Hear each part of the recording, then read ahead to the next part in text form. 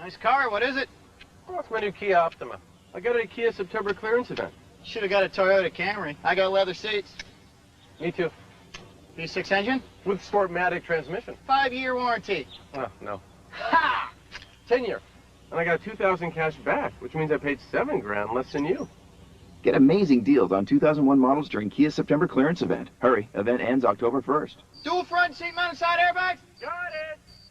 Amazing Blue Star ointment stops itching fast. Athlete's foot, jock itch, psoriasis, ringworm, scalp itch, stops corn and callus growth fast. Winter itch, dry cracked feet. The original. Ask for it. The Malaysian Prime Minister must be eliminated. The world needed a hero, but what it got? Crashed? Jim, just a few moments ago, something believed to be a plane crashed into the south tower of the World Trade Center. I just saw flames inside. You can see the smoke coming out of the tower. We have no idea what it was. It was a tremendous boom just a few moments ago. You can hear around me emergency vehicles heading towards the scene. Now, this could have been an aircraft, or it could have been something internal. It appears to be something coming from the outside due to the nature of the opening on about the 100th floor of the south tower of the World Trade Center. Police vehicles and fire vehicles are zipping by me here. We just have no idea. So to the south of the tower, we see some particles, also some gray smoke. Now the smoke coming out of the opening appears to be black smoke. This would indicate things are burning inside.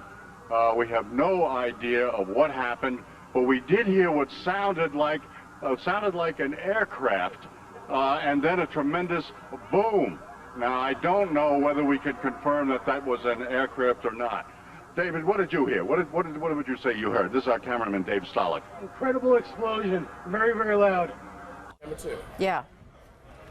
This just in, you were looking at obviously a very disturbing live shot there. That is the World Trade Center, and we have unconfirmed reports this morning that a plane has crashed into one of the towers of the World Trade Center. CNN Center right now is just beginning to work on this story, obviously calling our sources and trying to figure out exactly what happened, but clearly something relatively devastating happening this morning there on the south end of the island of Manhattan. That is, once again, a picture of one of the towers of the World Trade Center. When you can see these pictures, it's obviously something devastating has happened. And again, unconfirmed report that a plane has crashed into one of the towers there. We are efforting more information on this subject as it becomes available to you. Right now, we've got Sean Murtaugh. He is a CNN producer on the telephone right now. Sean, what can you tell us about what you know? This is Sean Murtaugh. I just was standing on the Vice President of Finance.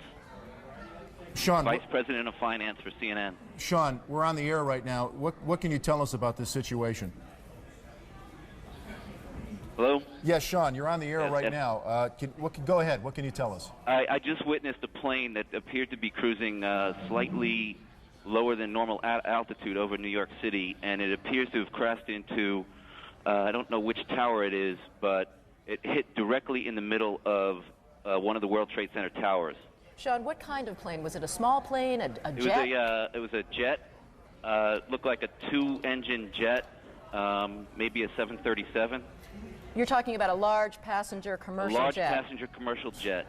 He is on East 12th Street. Tony, can you please tell us what you witnessed? Yes, I can tell you what happened. I was taking the garbage out of the building when we heard this roaring engines coming. We looked up and there was a plane. Next thing you know, we heard boom. We ran up to the corner and hit right into the World Trade Center. Tony, can you tell us what kind of an airplane is it? It had to be a 737 had to hit the World Trade Center. It was a big, big plane. Okay, and what do you see at this point? Oh, smoke and screaming and, screaming engines and all the fire engines and police departments are all traveling down that way. Oh, my God almighty, the black smoke all over the place. I hope there's got to be somebody killed in it and poor people that went to work. Well, Tony, we don't have any confirmation from any... I understand that you are over by City Hall, having been reporting on the political developments. Now, you are a good, 8, 9, 10 blocks away from the scene right now? At least, Jim. We're at Park Row, and of course the World Trade Center is at least 6 or 7 blocks away from us. I do see more flame now. Okay, you can see, because we cannot see flame. We see lots of black smoke, but we can't see flame. All right, here's Ali, if you have a monitor there, I don't know whether you do or not, but there is another picture in which we do see flame. Right. And we see a gaping hole in the exterior of the North Tower of the World Trade Center with smoke. Go ahead. That's the south side of the North Tower of the World Trade Center. If this indeed was an aircraft, this has not been confirmed, it was heading south over Manhattan. And I did hear some kind of a screech or some kind of a wail before a tremendous boom. I first thought it was a plane. Then I looked at what was going on here and saw that perhaps it was internal rather than external.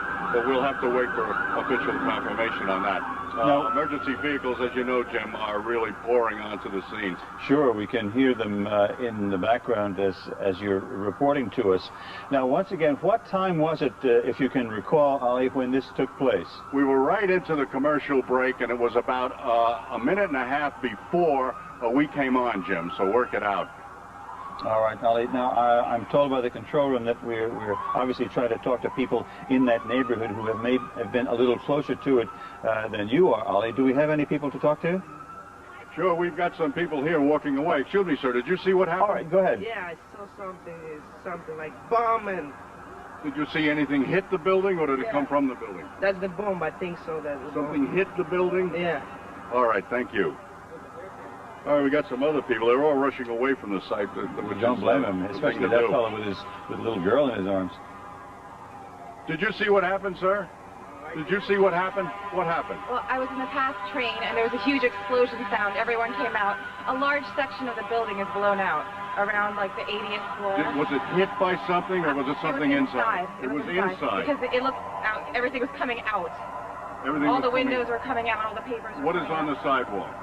I didn't see anything. Was there any people hurt, do you know? I just ran, and everyone in the past train just ran. I don't know if anyone was hurt, but I assume they were because the windows were all blown out. All right, thank you. Ali, you would have to assume a very, very terrible situation if that indeed is the case, because I'm sure there were people up there in that World Trade Center. Now, we have lost, again, our transmitter is on top of the World Trade Center, so we apparently have consequently lost contact with Dick Oliver, but we are on the phone with an eyewitness. Rosa, can you hear me? Is Rosa there? Hello? Rosa? Yes. This is Jim Ryan here in the studio. Hi. What is your last name, please? Cardona Rivera. Oh, Cardona. Rosa Cardona Rivera. Tell us what you saw and heard, if you would, please. Okay, I'm at 99 Hudson Street. I was standing outside, actually, at the side of the building smoking a cigarette. And I hear a plane, and I don't usually see planes in this area. Then all of a sudden I saw it go right into to the World Trade Center, to the building. So right you saw a plane crash into the side of the World Trade Center? Yes, sir. And I'm like on the 14th floor, so I was just like looking out, you know, because there's like a fire, something like fire staircase or something, you know, just like a little balcony. And I saw it go right into the building, and I was like, oh my God, you know. And it was a big plane. It wasn't, you know, a little plane. It was fairly big. How big, can you tell us? Give us an idea. I don't know. I would say it was like a plane that I board on to go, well. We are now going to go to Mary Corza on the telephone, who is another eyewitness. Mary, can you tell us what you saw? Mary? Mary, Hi, are you there? I am here. Mary, can you please tell us what you saw and where you are? I'm at 14th Street and 5th Avenue, and we saw a plane flying low overhead, which caught all of our attention. We looked up. It was making a beeline to the World Trade Center. It was very low, extremely low. Not a big plane like an airliner, but not a tiny propeller plane either. A small small jet plane. We can now see flames coming from the building. It appeared to you that the airplane was directly aimed at the World Trade Center? It did appear that way to many of us that were here on the ground, yes. Okay. And when it hit, there was the big boom, a big cloud of smoke, some flames, and then mostly smoke. It just started flaming now. Have you witnessed any people coming out of the building? Have they been able to tell you anything at this point? No, I'm all the way up on 14th Street, so I can't see the building down below. It was only maybe a minute or two before you could hear sirens coming, so they did alert people right away, obviously, but you probably have a better fix on how many floors were damaged. It looks like quite a few floors. Yeah, from what we're looking at, 1, 2, 3, 4, 5, 6, 7, 8, 9, 10, 11, I would say 15 to 18 stories, and there is debris falling off that building as we speak. You did see shattered glass raining down after it hit, and, like I said, a big cloud of smoke. But you couldn't tell much more from 14th Street. Now, we had an earlier eyewitness that told us he thought it appeared to be a 737. What you saw was a small, perhaps twin-engine airplane? No, not a twin-engine. It was a jet of medium to smallish proportions. Not a big airliner, though. Okay. Okay, so it appeared to be and you heard this sound. I'm just trying to understand what happened. You heard a sound. That's what compelled you to look up into the sky. Yeah, you could hear a jet coming overhead, and it sounded low, so many of us looked up to see what was, because it sounded so close. We all looked up. Mm-hmm. And like I said, it didn't look like it was swerving or out of control. It was going steadily lower. It was, definitely going steadily lower, but it wasn't dropping like nose first or anything that would make you think that the plane was in trouble. Right. Which then, of course, raises the question exactly what was that airplane doing and how did this occur? Right. But the airplane did not appear to be in trouble to you. I don't know enough about airplanes to know what it should look like, but it wasn't nose down or it wasn't swerving up and down or left and right. It was making a straight, steady decline towards the World Trade Center. Mary, I'm hearing what sounds to be an awful lot of people that are either crying or sobbing or something in the background. That's my baby wondering why I'm still standing here. But there are a lot of us who are shaking or with tears coming down our faces because it's mind-boggling to think about how many people are up there who, aren't anymore. Exactly. And Mary, again, thank you. Okay, Steve, hang with us. We're going to go to another eyewitness, Sandra Rodriguez. Sandra, are you there? Sandra, can you hear me? Yes, I can. This is Steve Bartelstein, Eyewitness News. Can you tell us what you saw? Okay, I'm over here in the South Bronx, and I was up on the roof, and the plane came right over my roof. And it was up at a pretty good height, like it was a normal flight. And I kind of thought to myself, oh, it's probably going to JFK, because we could see them landing at LaGuardia. It came over. It was a small passenger plane, like about maybe 50 people could fit in it. Okay. A small one, and definitely not a Cessna. And it just kept on going. And the first thing I thought of is it's like a drunk driver. It just kept on going and realized what was going on and tried to turn to the left. And wow. It didn't make it. It went right into the World Trade Center. Sandra, Olivia talked earlier about it. It was very, very loud as it went over her area. Now that could possibly be reverb in the city. You're used to planes going over your apartment, I would imagine, in the South Bronx. Did it sound similar or dissimilar? Similar. It sounded normal. Did it? Yeah, it sounded very normal. It sounded at the normal sound at the height that it was. And it looked like a normal plane going over the city, and then all of a sudden it was like a sudden try to turn to the left, and it didn't make it. It just went right into the World Trade Center. It's interesting. Slammed right into it. Did you see it actually make contact with the building? Yes, I did. Now, the fact that you would watch a plane like that, was there something unusual that made you watch the course of a plane? Yeah, because usually planes coming into LaGuardia, they don't fly this course. It was flying from the Westchester direction into Manhattan, that direction. And anything going into LaGuardia, they usually do like a circle pattern, or you'll see them coming in from like around New Jersey or over Manhattan itself. You're looking at it just didn't look right. Okay, let me put one more. You're looking kind of at one of our newer pictures of the buildings. You can see the smoke very, very dense. This perhaps is the north side. I can't tell from looking. Black smoke. Let's go to. We've got another eyewitness on the phone. Is it Winston Campbell? It's Winston Mitchell. Winston, are you with us? Yes, I am. Winston, you're a photographer? Yeah, I work for Transit News. Okay, can you tell us what you saw, Winston? Yeah, I'm sitting in the car, and I heard this plane overhead, and then all of a sudden I thought it sounded kind of loud, and then I looked up, and all of a sudden it smashed right dead into the center of the World Trade Center. Big flash of flame, fire coming out from all over. Then all the bricks is a huge hole right now. It almost looked like the plane probably went through. I'm not sure. Winston, can you see? Are you on the north side there where the plane made contact? Yes, I am. Now, when you say a huge hole, one of our earlier witnesses, Libby Clark, said not much of the plane came down off the building. Much of it went totally right into the building. It's in the building, that from what you can see. Right. Now, can you see if there's a lot of debris downstairs, Winston? No, because it looked like it inverted. With the impact, everything went inside the building. Inside. The only thing that came out was a little bit of the outside awning. But I'd say the hole is, let me just get a better look right now. Okay, go ahead. We'll wait. I'd say the hole takes about, let's say 6, 7 floors to take it out. Oh, God. There's another And there's more explosions right now. Oh, my goodness. Hold There's on another just a one. moment. We've got an explosion inside. Oh, my goodness. Now it's exploding right now. You got people running up the street. Okay. There's a second plane just crashed into the World Trade Center. Winston on pause there for just a moment. The whole building just exploded some more. The whole top part. Okay. The building's still intact. People are running up the streets. Am I still connected? Winston, this would support probably what Libby and you both said, that perhaps the fuselage was in the building that would cause a second explosion such as that. Well, that's what just happened then.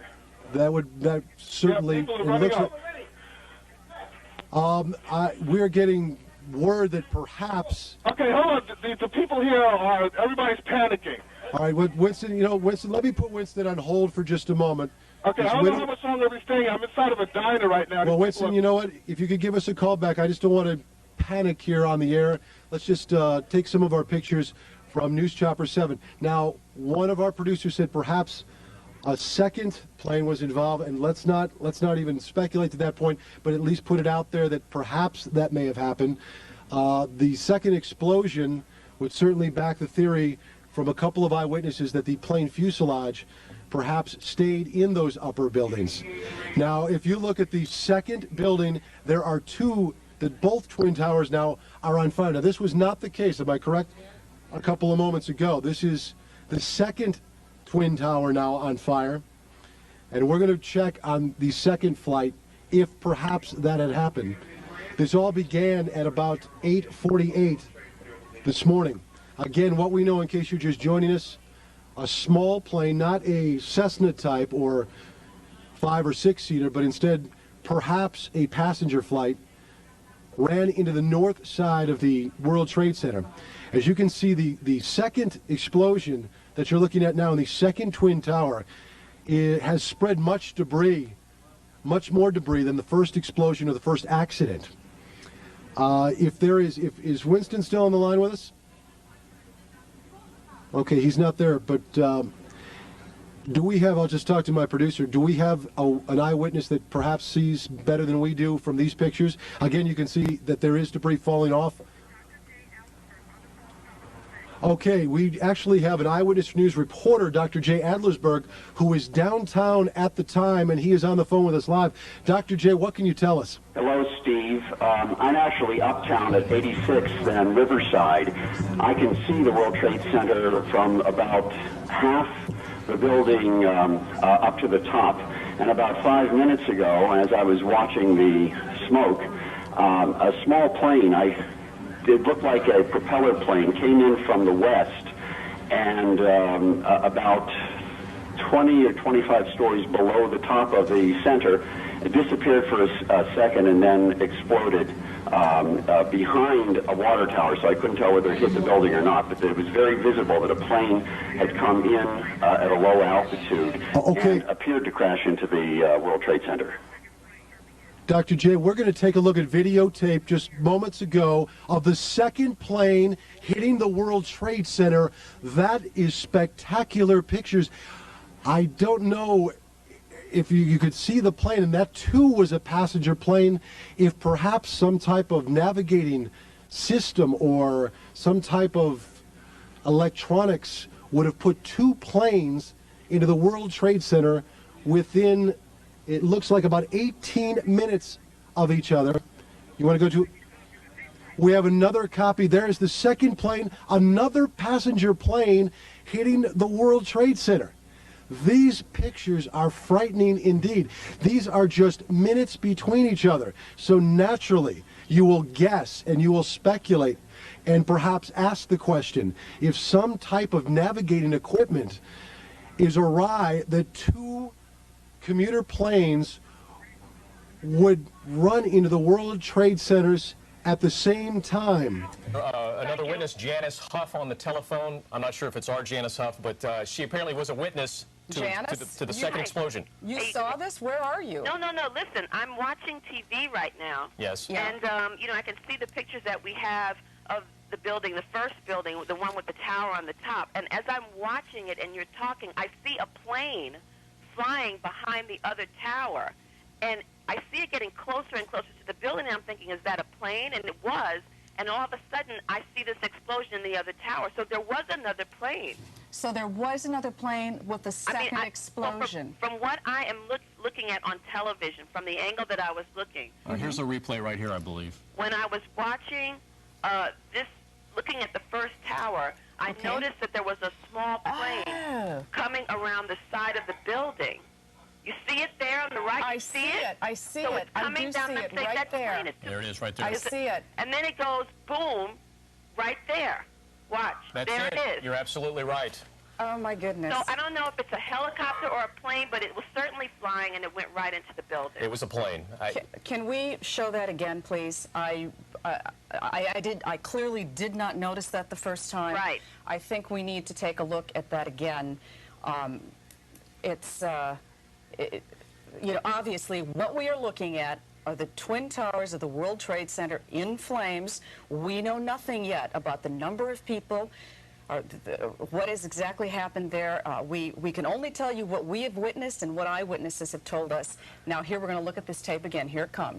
Say that we have an eyewitness who said it was a large plane that crashed first. And then as we were watching the live picture here in the studio, we saw a plane crash into the other tower of the World Trade Center. And again, let's just to be sure, there it is. There it is. The plane went right through the other tower of the World Trade Center. That is a very hard thing to watch. And clearly untold carnage must be the result of those suicide terrorist activities. That was a large commercial jet. The gentleman, Jim Friedel, the gentleman from Hoboken who was watching, said the first one looked to him like a 727. Well, look at the wingspan, the swath it cut through the towers. Yeah. Yeah, lots of speculation, no doubt. And for years, we have been talking about security from terrorists here in this major city. It makes you wonder how, if it indeed were two planes, we did see one, how did they manage to get into the area and to you just wonder, hit the plane like that? These are all the things that buildings. are going to have to be answered. How could two large planes just that quickly get out of control from our local... Presumably commercial aircraft. And now we can't speak to the first one, but that second aircraft that went through looked like a large twin-engine or three-engine jet. Those are simply not around for private aviation. Yeah, that's not your Piper Cub. No, it is not. That's obviously designed to do considerable damage to those buildings on this day when we're holding a primary election in New York City. Now, I would imagine... Ollie? Jim, what you're saying could be a drone aircraft. That's an aircraft that's guided electronically to its target without having a pilot. Now, that is a possibility as well. In the meantime, I can tell you that flames are shooting out of both towers now. The heaviest being on the south tower, the northeast corner of the south tower of the World Trade Center. But there's a considerable blaze going on the north tower as well. Yeah, I wonder if there's any way of finding out exactly what is located on those upper floors. You'd like to just cross your fingers and pray to God that maybe there weren't a lot of people up there at that time. State office buildings and, of course, lots of commercial office buildings on those spaces as well. I know during the last terrorist attack on the World Trade Center, my son was in the building, and he told stories of groping down through the staircases for some 50 floors before he, thank God, got out safely. In fact, the governor has an office in the World Trade Center as well. There is one thing. After the bombing of the World Trade Center in the 90s, I do know that there were major efforts to have disaster drills, to have a preparedness plan in the event of an awful tragedy like this. But one has to wonder how, with two gigantic skyscrapers burning, the fire department and emergency services can handle both in that confined space without a tremendous death toll. No matter how much you set in place, how much you try to prepare for, until it... And then you see the explosion. Right there. Unbelievable. Let us tell you that all of the airports in the New York City metropolitan area are closed down right now. Subway lines 1, 2, 3, and 9 have all been, the service has been, it's been cut off for the moment. And we will continue to bring you up to date on what is going on. And we actually, you know, are hoping we'll be able to talk to somebody from the mayor's office in just a few minutes to see what they might know. Okay, right now, let's, as you can see, the chopper force had to back off. Let's go back to April LaMonica up top. April? Okay, what we can tell you right now from up here in Chopper 4, we cannot get any closer than about 5 miles to the scene because we need to keep this far back. But you can see the black smoke as far as we are away. We can zoom in here for you. First, you saw the smoke from the one tower. Then we witnessed an explosion on the other tower. Now, we think that there was a plane that actually headed into that second tower at some point, and that's what caused that second explosion. We are unable to get close enough to actually show you or tell you what's going on at the ground, but an unbelievable sight here from above the Hudson River at this vantage point. Back to you. Something go into the other building, because from where I am, I can see the World Trade Center. I run downstairs and I see on the news that it looks like another fighter jet is what it looks like. And from my house, I can see all the smoke that's into Dyker Heights. I can see all of that. It's ridiculous. I can't believe all of this is happening, honestly. You say you're in Dyker Heights, Yes. Lonnie? Yes. Okay. And could you hear the blast from where you were? No, I couldn't hear the blast, but I saw something, and it didn't look pretty. Exactly how I can't explain it in any other way. I'm in shock right now. All right, Lonnie. Thank you very much. Appreciate it. So obviously visible but not audible from way out in Dyker Heights. Hey, Jim? Yes, Ollie. They appear to be getting water on this fire. If you can see the south tower, the black smoke is getting progressively lighter. This indicates steam, which indicates that fire authorities are getting water on the flames. In the meantime, flames are still spitting out from both towers. Now, while the whatever hit the building crashed on the north side of the north tower, we see flames coming out of the east side, facing Queens and Brooklyn, if you will. The flames on the south tower, which appear to be getting lesser and lesser, is where the smoke is getting progressively lighter and lighter, indicating that the fire officials are getting closer to putting this fire out. All right, Ollie, thank you. We are now told that the FBI had been investigating a plane hijacking before these crashes took place. So there is the possibility that perhaps one or more planes were hijacked out of one of the local airports and then taken and directly flown into the World Trade Center, smashing the buildings themselves, and Lord knows what carnage took place inside. Jim, can you put out a note, or maybe I will myself? People have been coming up to me to try to reach their family and friends and relatives to tell them that they're okay. We ought to put it out that no one that we know of was hurt on the ground or in any place around the building, that this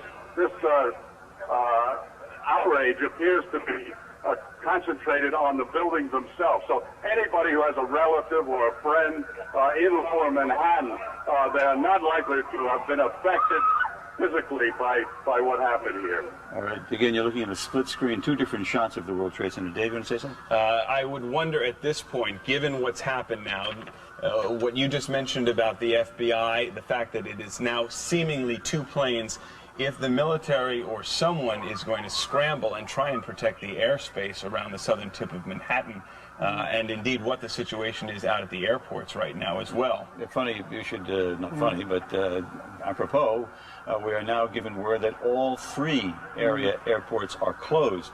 So no activity whatsoever at LaGuardia, at Kennedy, or at Newark airports.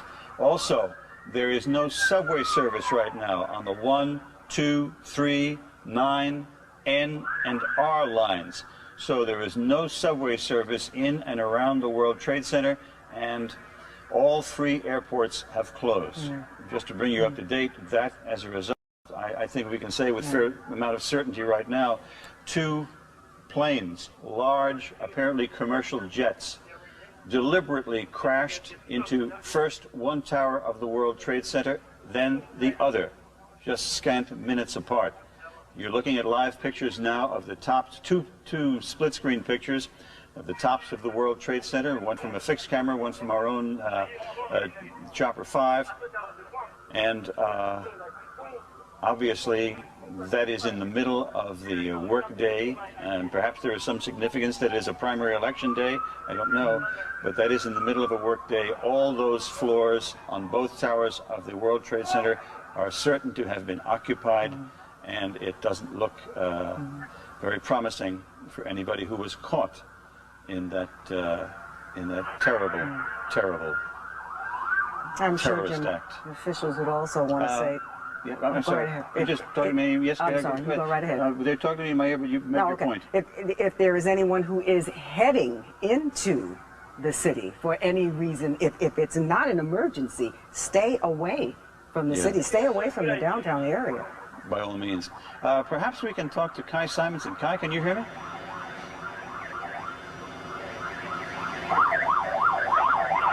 All right, that's a live picture from Kai Simonson. I'll try once again. We've had communications difficulties. I'll say once again because our part of our communications setup is on the top of that World Trade Center building, and that was knocked out shortly after the first plane crashed into the first building. But Kai, can you hear me at all? Obviously, Kai having some communications problems. Here. Yes, Ollie? I must tell you that small pieces, well, they look small from here, but they're probably much larger than I believe, are falling from the scene of the site of the two. There goes a piece. So the authorities are clearing the area around. We still have pieces of debris coming down. Not a lot, but every now and every few moments, another piece of debris, looks like aluminum siding, comes flying down from the scene of the two fires. Boy, again, the tower on the right of your screen seems to be fire seems to be dying down a little bit, but the fire to the left of your screen still heavy, thick black smoke spewing out. We're just told now, we received words that the Lincoln Tunnel and the Holland Tunnel are both closed.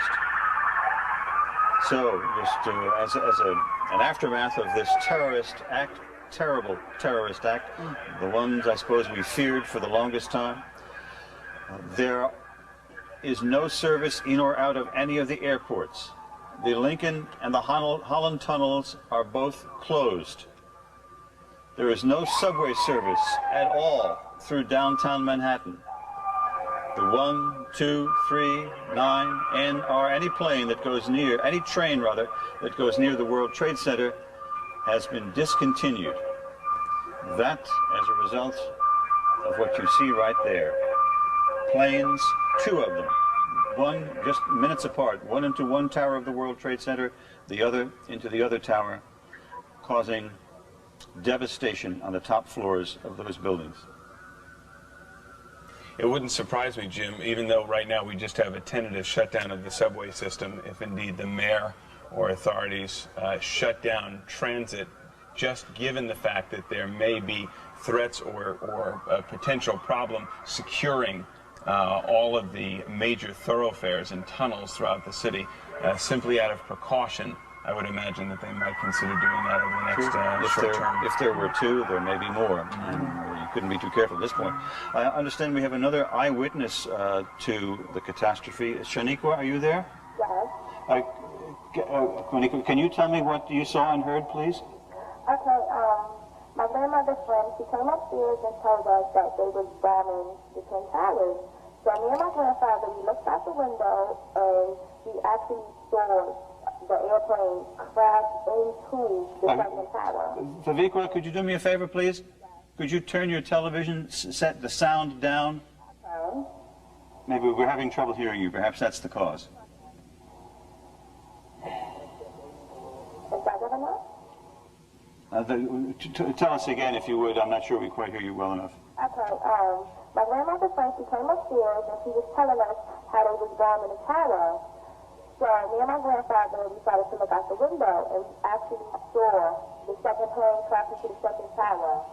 We thought it was the airplane, but we not, you know, because we wasn't too actually sure what type of airplane it was, but we know it was the airplane. And we heard the explosion and saw the fire. But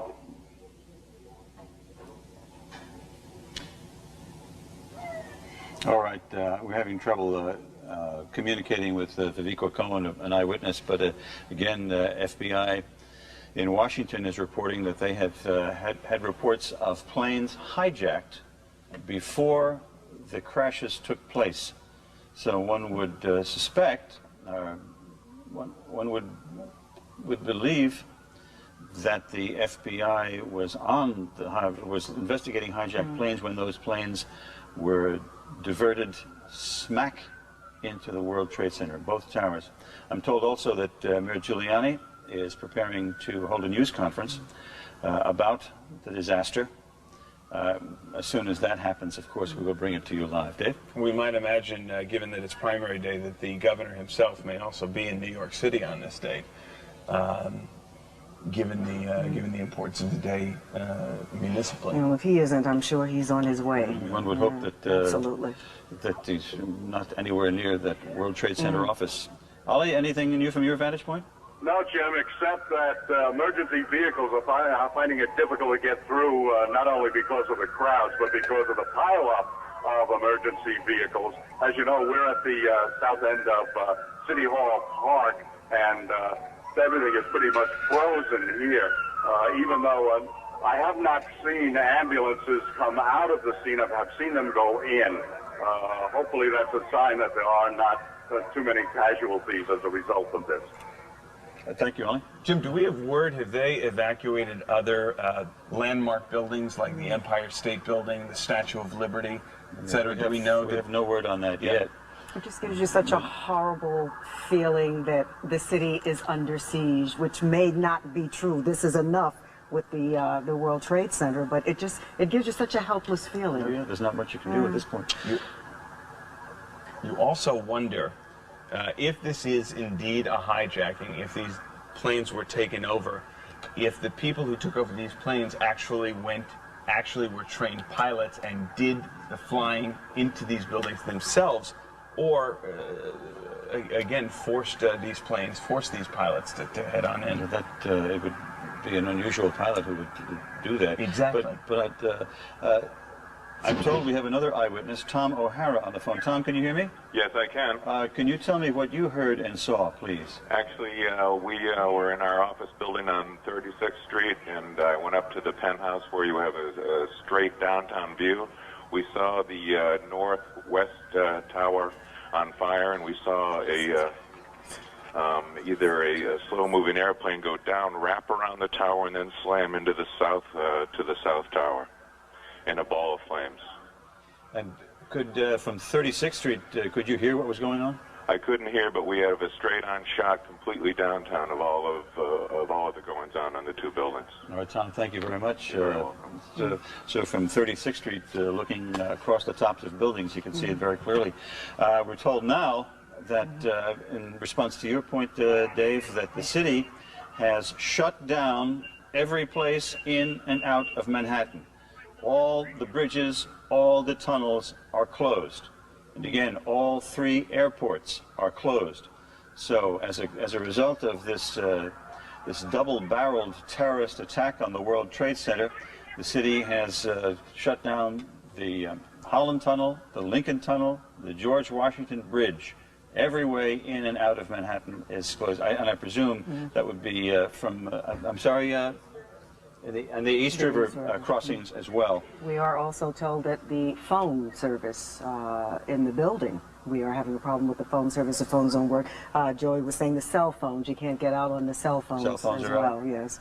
This would be a good time to say, by the way, for those who are using the emergency services number 911 to somehow call and check on relatives or friends, this is the time, most importantly, when that line needs to be kept open for the true emergencies which are taking place in other parts of the city and indeed down on the southern tip of Manhattan at this hour. Good thought. Again, all this as a consequence of what you see right there.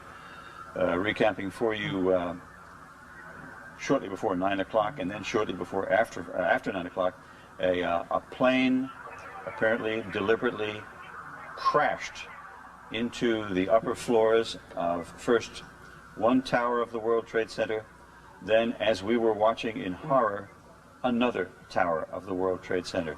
There you see the aftermath. And we have reports right now that the President of the United States, of course, this terrorist act not directed on us specifically here in New York City, but at the country. We are told that the President of the United States is preparing to go before the nation and comment on this disaster. You look the right side of your screen, the first tower of the World Trade Center seems slightly less engulfed in flames than the one on the left. That because that smoke seems to be much darker, indicating that the fire would be much more active. And I'm told that we have another eyewitness, Dan Lee. Are you there? I am. Dan, can you tell me what you heard and saw?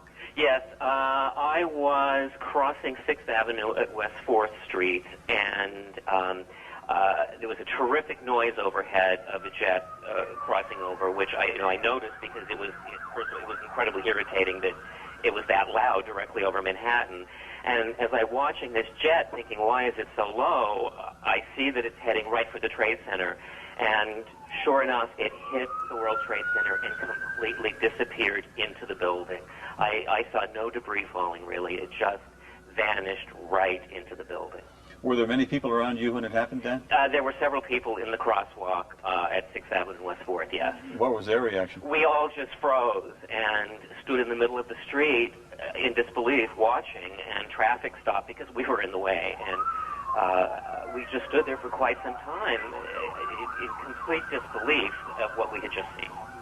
Where were you when the second blast took place? I had managed at that point to walk the half block home, and I was watching the coverage on television, and that's when I saw the live picture of the second blast. All right, Dan, thank you very much for giving us your thoughts. Here now, the President of the United States on this disaster. Terrorist attack on our country. I have spoken to the Vice President, to the Governor of New York, to the Director of the FBI, and have ordered that the full resources of the federal government go to help the victims and their families, and to conduct a full-scale investigation to hunt down and to find those folks who committed this act. Terrorism against our nation will not stand. And now, if you join me in a moment of silence.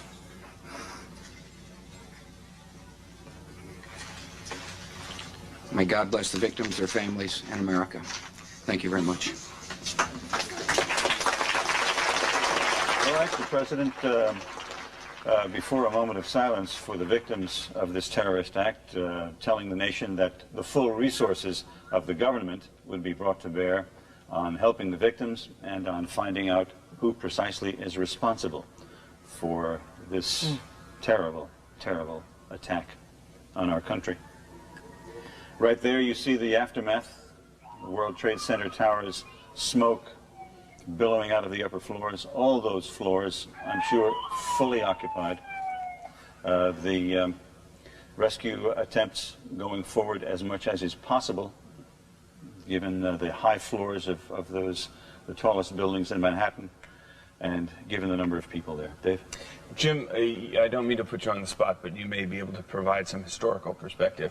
How long have the Twin Towers been up? And once again, the floor height, the number of floors, I think. Yeah, off the top of my head, somewhere in the 60s, as I recall, and it goes up, what, 102 floors or so, up to the Windows on the World restaurant there. And if we remember from the last bombing, it took months and months and months before that structure was certified sound again and re-inhabited by... in from the bottom. Right, that was a bombing from the parking garage level of the tower.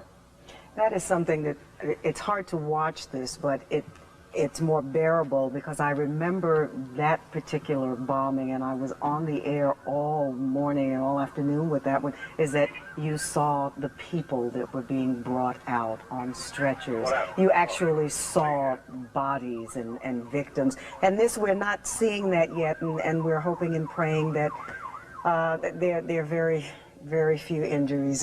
But just looking at this, it just, as you say, Jim, the carnage is just... what we're looking at is just the long picture.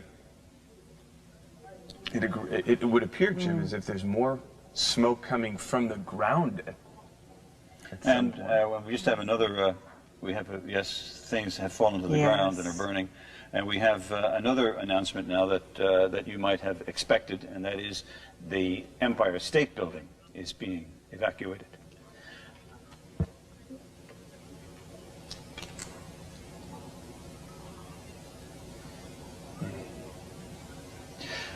You're making the point, Lynn, that we are only seeing the long picture, if you will. We are not able to see, perhaps thankfully, inside those buildings and see what kind of devastation has been caused.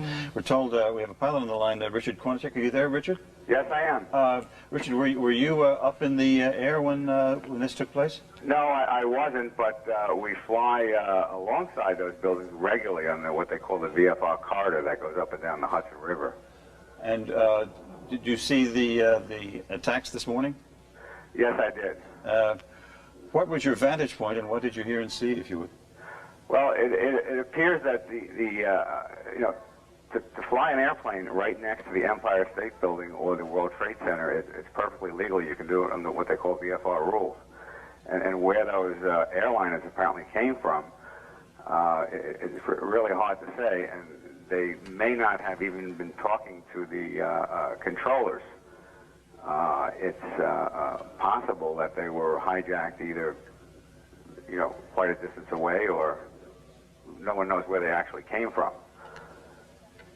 But the ability to fly right next to the World Trade Center has always been available to any pilot who wanted to exercise that privilege.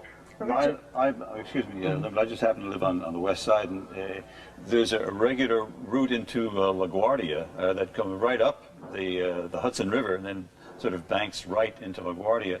So it would not be unusual then to see planes flying near the World Trade Center, and as you say, Richard, it's not unusual. But these pilots must not have had any contact with the traffic control people or the FAA at all. Is that true?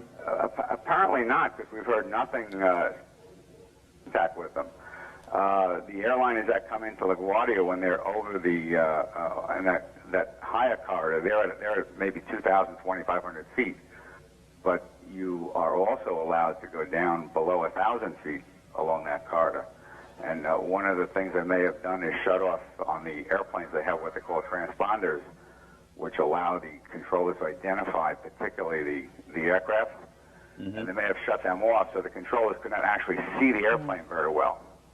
I see. They would only have what they call a primary target, where it would be very difficult to track them. They'd have to go back and look at their tapes to see exactly where they came from. Richard, this is Lynn Brown sitting here with Jim Ryan. You are saying that you are allowed to fly a plane that close to these buildings? Yes. Any particular type of plane? I mean, is a plane that big flying next to this type of building, wouldn't that seem a little out of the ordinary? That would be unusual because the airliners are all required to be on IFR flight plans, and they would not normally be allowed to fly that low. However, it doesn't mean that someone could, that would be absolutely unusual for a plane to, large planes to fly up and down the Hudson.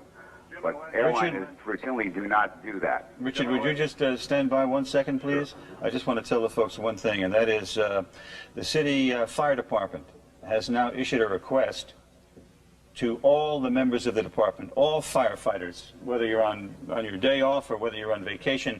They're asking that you return to duty, that you go to your firehouse and report for duty. So the city is asking all firefighters, whether you're on vacation or whether you're on your day off or whatever, to return to your firehouse and report for duty. I'm sorry, Richard, are you still there? Yeah. Dave's got a question for you. Richard, can you do me a favor and take us through exactly what happens as a plane takes off and circulates around that area? What contact they would typically have with the FAA or the tower at LaGuardia, Kennedy, or Newark? And exactly what would appear on a radar screen to those tracking aircraft in the area?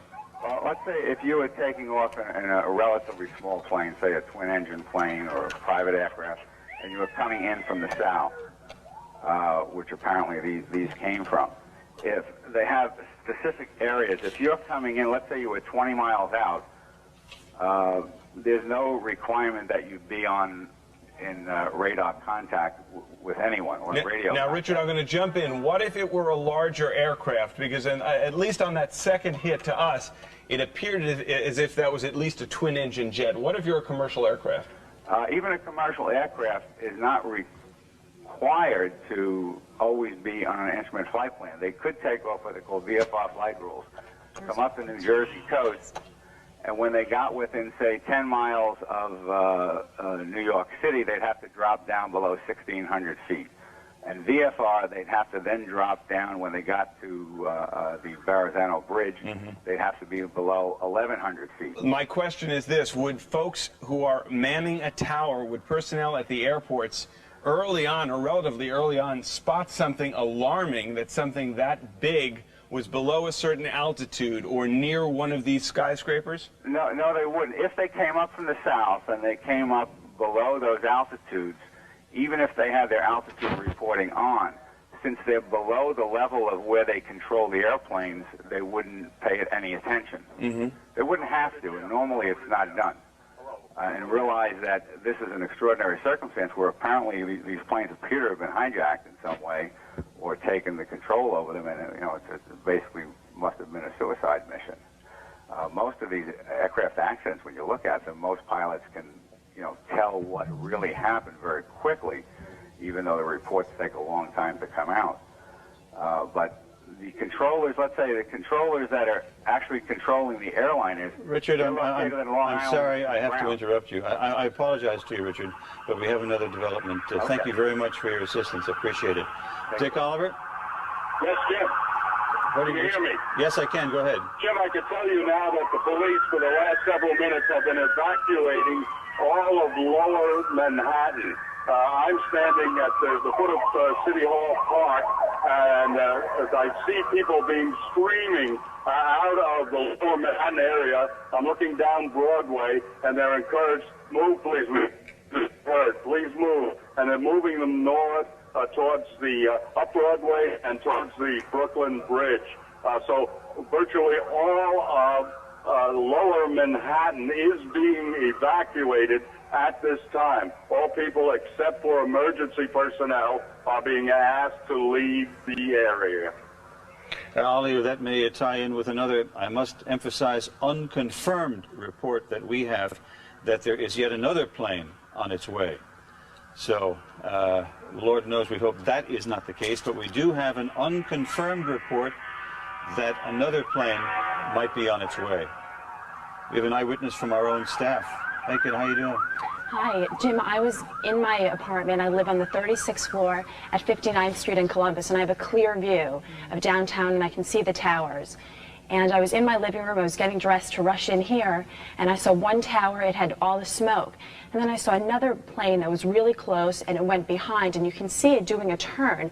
It was turning its wings, and it went around, and then I saw it go into the other tower, and I saw a big pool of flames just come out, and there was a big explosion.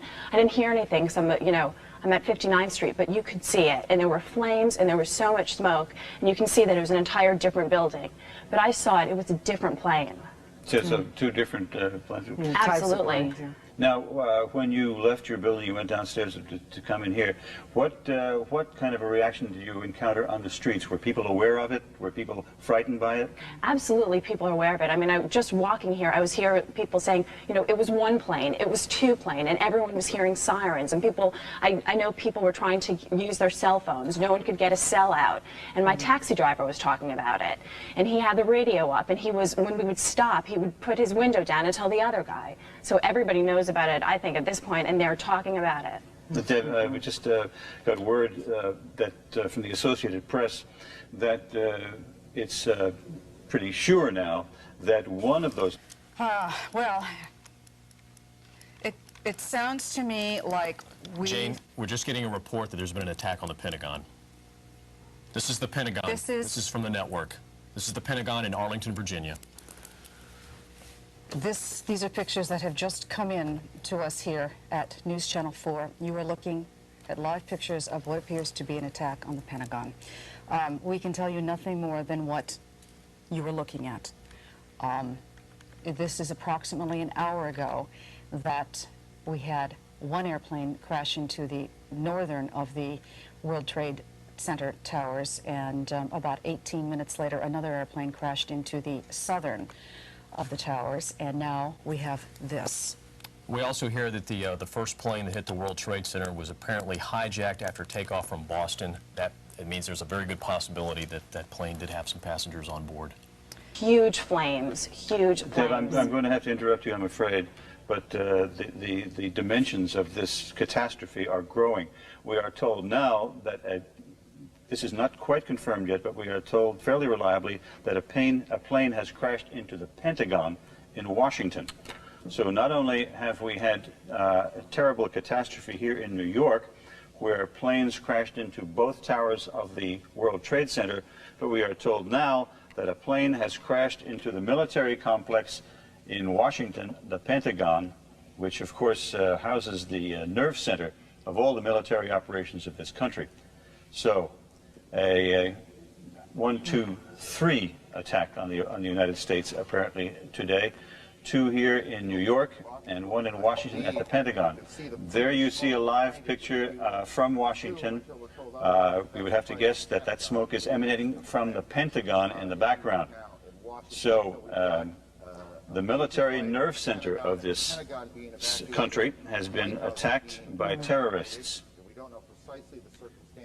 And because of that, we are told that the White House has now been evacuated. Explosions at the World Trade Center here in New York, where 2 planes slammed into the buildings. I would imagine. Okay, that's the picture in Washington. So now we can say with certainty that there have been at least 3 attacks on visible symbols of our country, 2 here in New York and 1 in Washington. You're looking at 2 different views of the World Trade Center, where planes, first one tower and then another plane, a larger plane, into the other tower, crashed just before and after 9 o'clock, and then just moments ago, a 3rd plane crashed into the Pentagon, which, as you know, houses the nerve center of our military might, and that certainly is an unprecedented attack upon this country. One would presume by suicidal terrorists, and I imagine we'll find out soon enough who staged this attack and what will be done about it.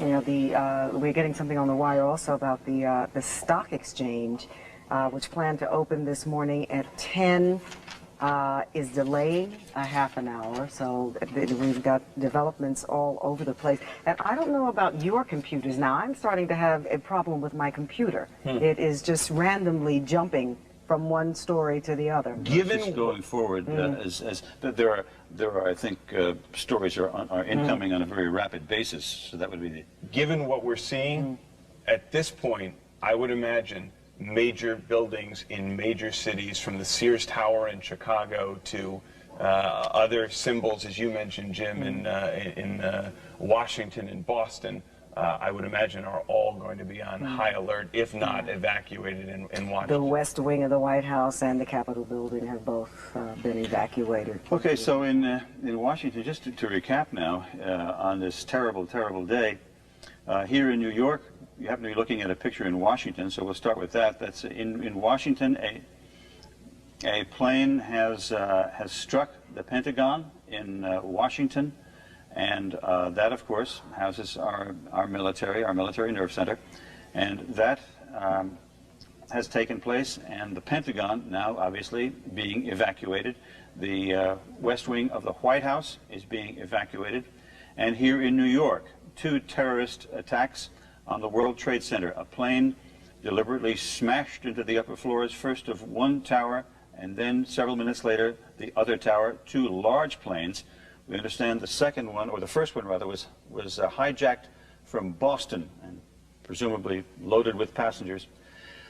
So as a consequence of these terrorist attacks here in New York, we have the island of Manhattan virtually isolated. You cannot get in or out of Manhattan by any bridge or any tunnel. And any subway train that goes anywhere near the World Trade Center is not running. All right, Dick Oliver was fairly close to the scene when it happened. He was reporting on what is now an afterthought to this day, the primary election, down at City Hall when the blasts took place. Ali? I don't know if Ali is.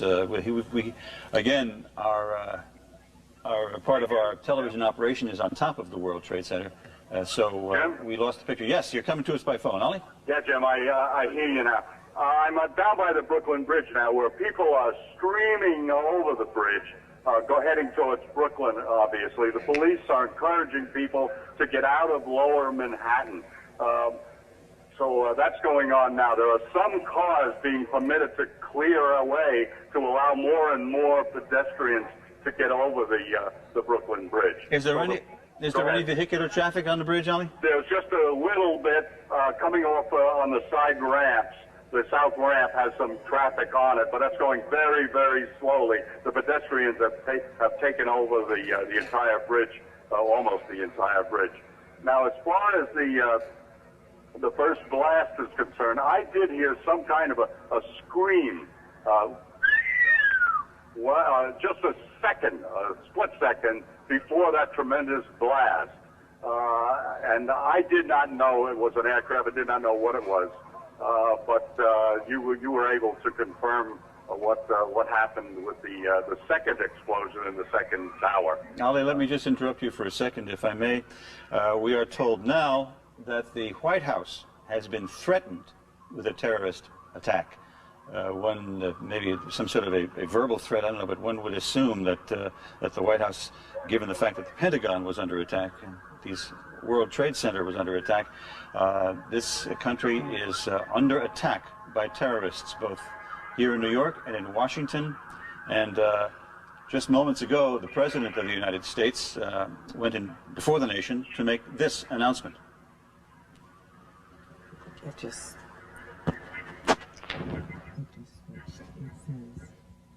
I understand we're going to rerun the bite of the president. Okay, here it is. Today we've had a national tragedy. 2 airplanes have crashed into the World Trade Center in an apparent terrorist attack on our country. I have spoken to the Vice President, to the Governor of New York, to the Director of the FBI, and have ordered that the full resources of the federal government go to help the victims and their families, and to conduct a full-scale investigation to hunt down and to find those folks who committed this act. Terrorism against our nation will not stand. And now, if you join me in a moment of silence. All right, that was the President just a few minutes ago announcing that the full resources of the government would be put to help the victims of these tragedies and to find out who did it. And I'm also told now that the FAA has announced from Washington that no aircraft anywhere in the country is being allowed to take off. That's from the FAA, because apparently these two planes that smashed into the World Trade Center, and perhaps the one in the Pentagon as well, were hijacked commercial jets from various airports. So, as a result of that, the FAA has announced that no aircraft is being allowed to take off anywhere in the country. All right, Jim, we do have someone who has just joined us on the set here. His name is Joseph Jaffe. And Mr. Jaffe, where are you from? Decision Strategies Fairfax. We're an investigative consulting and security firm. All right. What do you make of this? Well, it's a tragedy, and it appears, if it didn't appear first from the first plane, after the second plane, and now the one at the Pentagon, that there's a well-coordinated effort afoot to bring terrorism to the United States. What could have been done, if anything, to prevent this kind of an attack? At this juncture, it's very hard to guess. We have a country that's wide open. We have borders that are wide open. We have freedoms that are wide open. And over the past 25 and 30 years, some of us have been following terrorism for at least that long. Our country does not generally get into the investigation of terrorism the way it ought to, in terms of being the state that could prevent it. We value our freedom more, so there's very little you can do to take a person who's bent on killing himself or herself from taking over a plane. I mean, of course, you could enforce measures and be very strict on who gets onto what planes and how that would work, but that isn't going to work in this country. I'm told, Mr. Jaffe, that we have is it a picture of the Pentagon? Let's just take this is a picture of the central military headquarters of our country, the Pentagon of the United States. Apparently the president... This is the president's plane taking off from Florida, where he had been heading back to Washington to deal with the emergency. Mr. Jaffe, Dave, you had a question? Well, two things. Number one, I was going to ask Mr. Jaffe, you said you're either based out of Fairfax or your company is down... we have our company's in New York and in Falls Church, Virginia. Okay, Falls Church, Virginia. You would very well know, as anyone who flies into the Washington area, what's stunning about the Pentagon attack. All right, let's go back to Michelle Charlesworth now on West Side Highway. Can you hear us now, Michelle? Michelle? We've been watching this unfold. We came down here about 30 minutes ago. We're on the West Side Highway, just north of Canal Street. Now, about 45 minutes ago, the city shut down the southbound lanes of the West Side Highway so that emergency crews only, fire trucks, NYPD trucks, could get down here. I don't know if we can swing over and show, as this aftermath unfolds and the plumes of smoke behind me billow from the World Trade Center. People are literally getting away the only way they can, on foot. People have been walking by here with their hands over their mouths and screaming at each other to try to borrow cell phones, but there's no way to get away from here because the bridges and tunnels have been closed. They've been asking me whether or not the Hudson, whether there was any way to get out of the city, and of course there is some concern as to what could be in the smoke. That's the question most of the people have been asking me. What could possibly be in the smoke? They're listening to their radios. President Bush, of course, saying that this is apparently a terrorist attack on our country, and now the latest word from Washington that possibly the Pentagon has been hit by the same kind of attack. There have been some witnesses actually who came by here who said that it was definitely one plane and then another within minutes of each other hitting the World Trade Center towers, the North Tower, then the South Tower, and that from what they could see, this was definitely no accident. In the words of President Bush again, apparently a terrorist attack on our country. And I don't know if we can show more and more ambulances moving all the way down the south side of the West Side Highway. This has been closed now for about an hour. Of course, this whole thing unfolding about an hour ago, not even an hour ago. But I will continue to let you know what's going on here. We are, again, just north of Canal Street on the West Side Highway. The only way people are moving out of here is to walk. You can probably see people carrying their briefcases walking by me. We're live on the West Side Highway. Michelle Charles with ABC News. Back to you. Thank you very much, Michelle. We know that Bellevue Hospital, Celeste Ford told us Bellevue Hospital has been confirmed, is the triage center. It is where they are taking many of the folks admitted. Now, I know there are a lot of folks who have relatives. Only 4 people right now have been admitted. Take that for however that is. If we could also send word to one of our producers there too. The flight from Boston, how many people were on board that flight? Find out how many folks were on board that flight as well. Yeah. Awesome. All right, let's go to David Usher. Of course, we talked about, he's in our newsroom, we talked about all the airports across the country being shut down, but you've gotten word of other closings, Dave? Yeah, Lori, we're trying to diffuse through the information that's coming into the newsroom. Some of it you've already reported, but essentially the government officials are trying to go into defensive mode now until they figure out exactly what's happening. And as Jim Dolan explained, they are trying to limit the vulnerability of other places. The Hudson River crossings have been closed, and that, as you can imagine, is creating a bit of commuter chaos. This is a live picture now from the GW Bridge. New Jersey officials say they've gone into an alert mode. They're shutting these down, all of the Hudson River crossings as well. You've already mentioned the airports, not only here in New York City, but across the entire country. Okay, we have another reporter out on the street, Walter Perez. Can you hear us, Walter? Here we are about 2 blocks away from...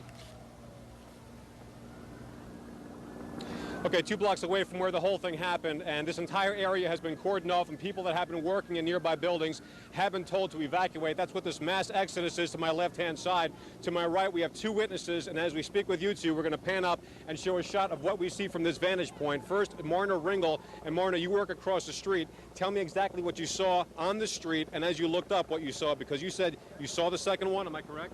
No, I didn't see the second one. I actually was coming out of the building, and there was maybe about 30 or 40 people at the bottom of One World Financial covered in blood. I did not expect that at all, and I work for Lehman in One right here, and a gentleman that I work with was on the telephone. He said, "What was that?" I said, he thought it was thunder. I looked over, screamed, "It's a bomb," because I saw a piece of the building flow down, and I think I scared my entire floor because I can scream pretty loud, and it was pretty bad. Now, you mentioned that you saw people on the road outside of the building. Explain that scene. I saw there's maybe about 30 or 40 people covered with bandages and blood. It looks like a lot of them were either on the floor of one of the exchanges. There's actually, oh my God! Oh my God! Oh my God! We're not sure exactly what happened, but it was another explosion on the far side of one of the buildings from where we're standing. The reverberation and another explosion on the right-hand side. Another building has gone up on the right-hand side of the road. People are now running down the street. We're not sure if that was another explosion or if that was advanced debris. Joining me also is Jim Plant. Jim, you're also a witness of what happened. Tell me exactly what you saw from your vantage point across the street. I was just across Liberty and West here, and I saw the second plane hit the Tower 2. Looked like a 737.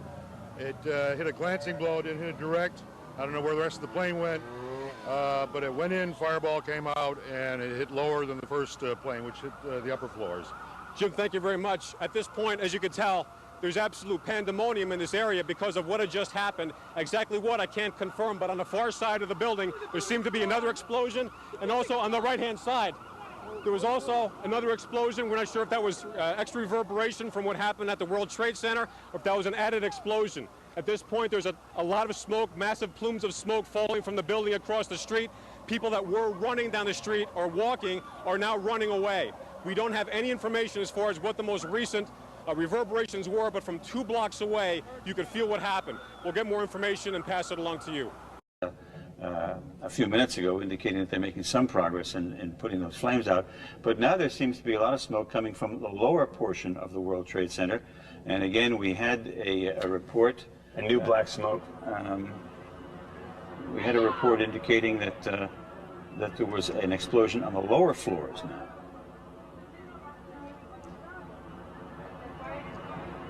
We were talking. Perhaps we can't communicate with Dick Oliver. He's down somewhere in that area, but the only audio contact we have with him is by cell telephone, and we're having problems with those as well.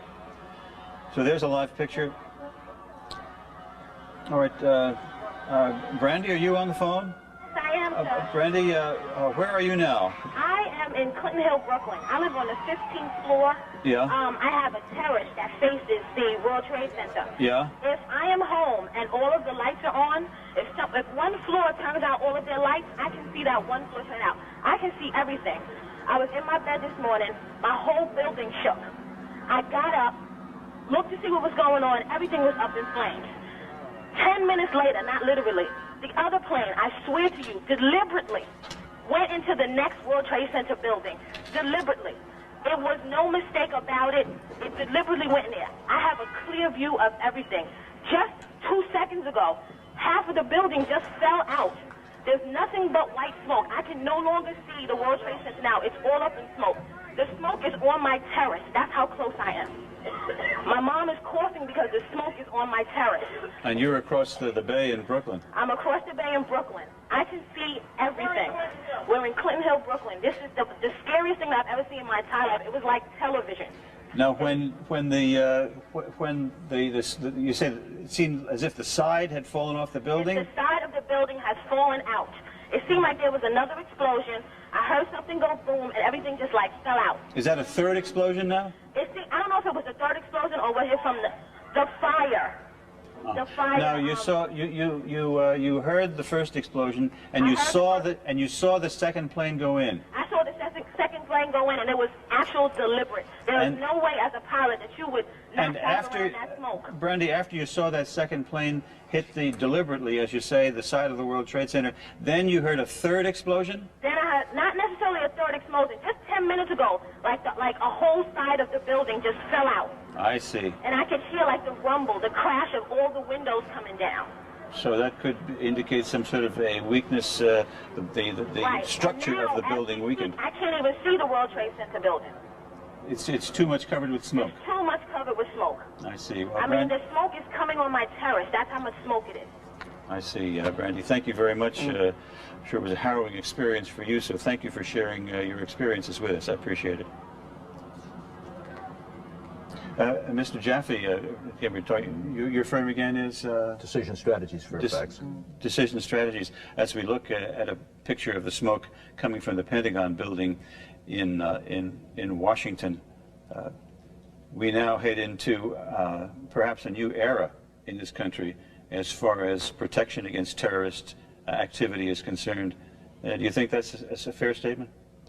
I think we're going to have a very heightened awareness. I think we have to in terms of protecting the things that are basic to us. I think we have to be careful, though, not to overdo it to the point that we wind up compromising completely what we've come to expect. If we overreact and take away the basic liberties we need, we'll have a problem. On the other hand, we can be very, very concerned, very concise, and do what we need to do and still be respectful of what the country stands for. But the most important piece, I think. Okay, I'm sorry for interrupting you all the time, but what we heard from Brandy just a few minutes ago apparently has now been confirmed that a portion of the side of the World Trade Center has indeed collapsed. Now, whether that's just the outer wall or whether that goes right into the offices, I don't know. But you're looking at a live picture there, and smoke is emanating from the entire building. And we had Brandy on the phone just a short time ago from Brooklyn, and she said that she heard some sort of, she didn't know whether it was an explosion or not, but certainly a very loud sound. And then the side of the building, she said, just gave way. And you see all the smoke. Now, she says from her vantage point in Brooklyn, all she can see is smoke. Brandy, are you still with us by any chance? Yeah, apparently she's we're joined by Rosanna Scotto. Good morning, Rosanna. Morning, Jim. You know, we knew we were going to have a big day today with the primaries. That has obviously taken a back seat right now. what we are hearing is the Board of Elections are meeting right now to determine whether to call off the primary today. And this is unprecedented. This has never happened. Now, if it was a general election, there is stipulations in the charter which say some kind of act of that we don't know of in nature, you can call it off. But for a primary, there's nothing in the charter that says you can call it off. But obviously, there are a lot of polling stations down in that area of the World Trade Center, and if not inside the Trade Center, and obviously those are closed right now. So we will know in the next hour or so whether the primary has been postponed for a day or so. Yeah, I don't see how they could go forward with it. No, not at all, because it lost its that would be a long place, shot. yeah. And certainly only from the standpoint of, if not from the standpoint of polling places being closed, but from people losing interest in an election or in the face of an overwhelming tragedy. I just left my home to come here, and it's really kind of scary, because all you hear are the constant screams of ambulances and fire trucks racing through the street. Anybody, you know, I was walking trying to get to a bus or a taxi or anything to get here, and all anybody could talk about was, what's going on? Do you have any information? It is the talk of the town right now, and rightly so. My husband, as you know, works down near the World Trade Center. He called me a little after 9 o'clock this morning. He had just gotten into his building. He was walking up the steps, and he heard a loud bang. He said it felt like an earthquake, and all of a sudden, he said it looked like confetti coming from the sky. Now, he's a few blocks away, and he didn't know what it was. He went up into his office. He has a clear view of the World Trade Center from there, and he claims he saw either people falling out of the building or jumping out of the building this morning. And my husband is pretty unflappable. He's an attorney. He was shaken up this morning. Excuse me 1 second, Rosanna, because I think we're about to see a picture of, this is a few moments ago. Watch this. This is the side of the building just collapsing. There you see. There you see. Now, whether that is the result of just further weakening of the structure of the building, or whether that's yet another terrorist attack, I don't know. I would imagine the former, that the building structure just weakens to the point where the wall, no longer able to sustain the weight, just caved. But that was the east side of the north tower of the World Trade Center caving in. And just a few moments ago, we had a woman named Brandy on the phone, and she told us it was another loud roar, and she told us also, this is Kai, can you hear me? Kai, tell us what we're looking at here. These are fighter jets, one would presume, to prevent any further attacks by planes. If they see any plane coming now, it better not be an innocent commercial flight, because I should imagine those fighter jets are up there to intercept and shoot down any plane that comes their way. No, I think everything has been grounded. That's by right. All the airports across the country have been closed. And I heard that right now they're inspecting, and really inspecting, Air Force One, because it's been around this morning, and before the president gets on it, they want to make sure that it's a safe plane to get on. Okay. Okay. We have reporters on the ground. One of them is Michelle Charlesworth, who you heard from just a few moments ago. Michelle, where are you, and what do you see? I'm not going to be able to communicate with you. You'll be able to hear me, but I can't hear you. We're on the West Side Highway, and I am sad to report that we actually watched the entire South Tower of the World Trade Center come down, screams from everyone on the sidewalks as they thought that perhaps another plane had slammed into the side of these buildings. We're hearing late reports that there might be fighters, U.S. fighters, in the air, patrolling the area, of course, the bridges and the tunnels. That's a confirmation. There's one right above me. Bridges and tunnels have been shut down. The only way to leave the city at this point is on foot, and everyone from the World Trade Center area has been moving through here. I can only hope that people got out of that area.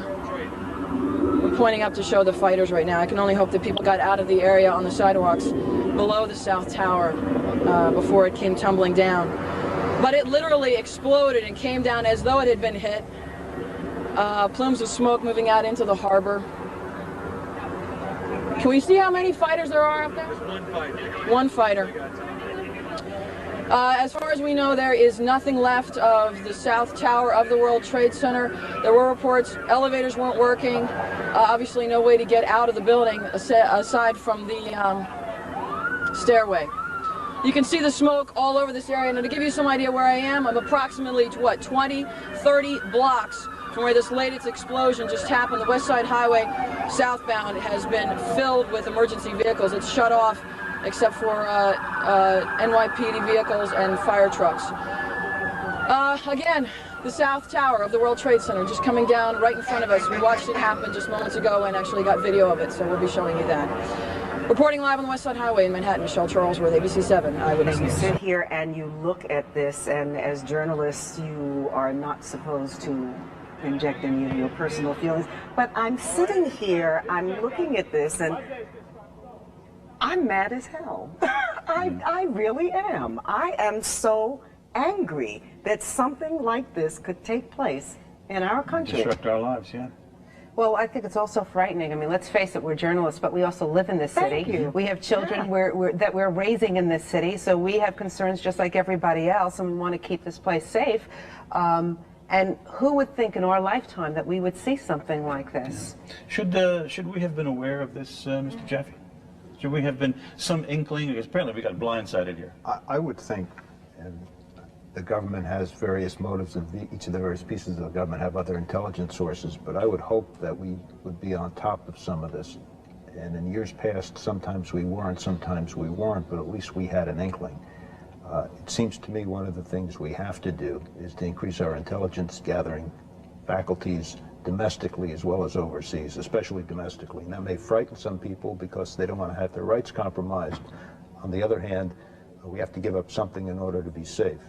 To the extent that they've accomplished our becoming fearful and you becoming angry, they've created a situation we have to rectify, and we have to do it quickly. Do you think the FBI is going to come under a lot of fire for letting something like this slip? This obviously seems like a well-planned attack on New York and Washington, and we don't know.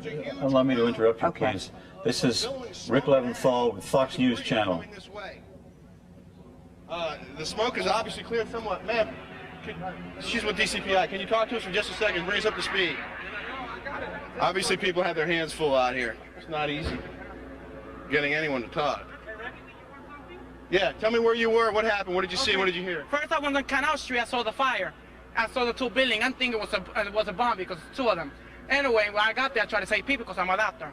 When I tried to save people, the moment we heard a big explosion coming down, everything just went black. Everything came down, glass started popping. People got hurt. Stuff went on top of them, and it was a big explosion. And everything got dark, real dark, like snow. You can see behind me. Oh, this is not snow. This is all from the building. It was a terrible nightmare. Where exactly were you standing when this happened? I was standing right in front of the World Trade Center. So you were down the block here? Right there in the middle. Right, yeah. Did you get hurt at all? No, not me. Did you see anyone around you getting caught up in it? Yeah, I was with the firemen. We got hurt. We all went inside to this dark. We was inside the building when everything happened, but we came out alive. What's your name? My name is Dr. Angel. Were you able to assist anyone before this happened? Yes, I did. I help a lot of patients. A lot of them. Well, there are a lot more people that need help now. So if you're capable, maybe you should. Yes, I'm gonna go back. I lost my ID, but I try to go back. Yeah. All right. Well, thanks a lot for talking to us. We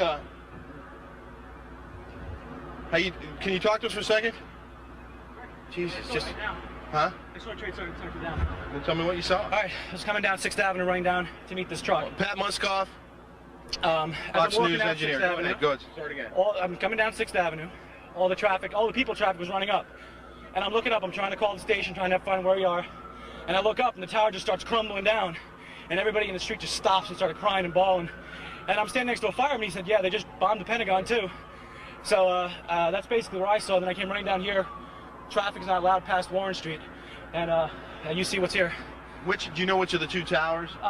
The one without the main antenna on it. The second one that was hit. That's the further south? This more southerly tower? I think it's Tower 1. I'm not too sure the exact. And you actually saw it from the top down collapsing? I saw it come tumbling. It came sideways like this. It just collapsed in on top of itself. It was amazing, but very upsetting to watch the whole thing come tumbling down. So we all thought it was another explosion, and we looked up, instead of being two, there's one. Just an unbelievable scene here. It's almost difficult to describe what's going on here. It's unbelievable. You can see that we have One World Trade Center completely engulfed in flames. The upper floor is completely engulfed in flames.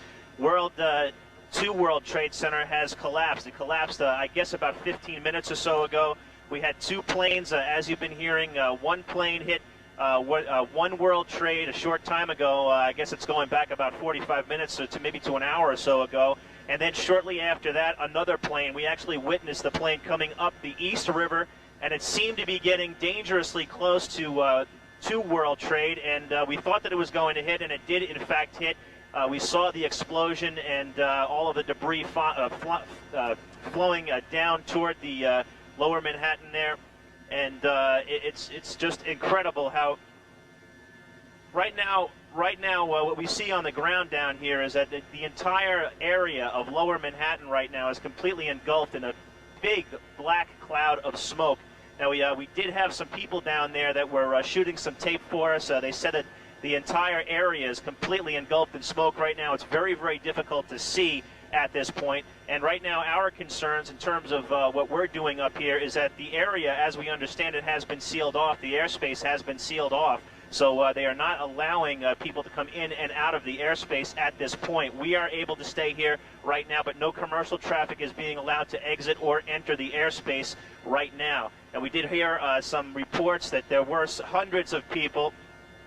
We did hear reports that there were hundreds of people, if not more, on the ground that were injured. There are obviously numerous casualties involved in all of this. Now, in terms of flying right now, our concern right now is just basically keep an eye out for any planes, any suspicious planes that enter the airspace. Right now, by definition, any plane that we see enter the airspace, if it's not an American fighter jet, which we have seen, or if it's not a news helicopter or a police helicopter, is suspicious at this point, and we need to get out of their way.